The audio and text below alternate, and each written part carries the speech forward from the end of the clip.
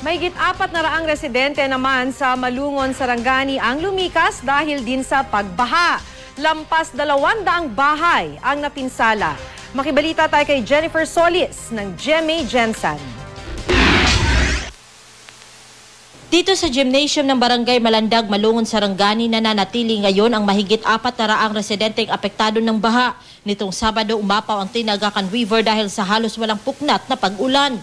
Baha rin sa Barangay Datal, Tampal. Ang mga bahay malapit sa ilog na pinsala ng rumaragas ang tubig. Ayon sa Malungon MDRRMC, 26 na bahay ang na-wash out.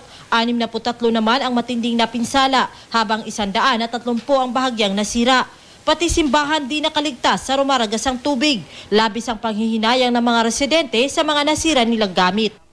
Limpyuhan na lang yun eh. Kaya magkuhaan na po usab. Magsimula na naman. Wala rin kuryente sa mga lugar na napinsala ng baha dahil natumba rin ng agos ang ilang poste ng kuryente. Sa tala ng lokal na pamahalaan, mahigit 7 milyong piso ang pinsala ng pagbaha. Hindi pa kasama rito ang halaga ng napinsala sa sektor ng agrikultura. Isa sa mga tinitingnang sanhi ng baha, ang pagkakakalbo sa kabundukan dahil sa pagkakaingin. Bagay na iimbestigahan raw ng lokal na pamahalaan. Tutugunan din daw ang pangangailangan ng mga biktima ng baha. Mangayon lang kami og assistance para sa among mga panimalay nga naguba. Jennifer Solis, Nagbabalita, Pilipinas.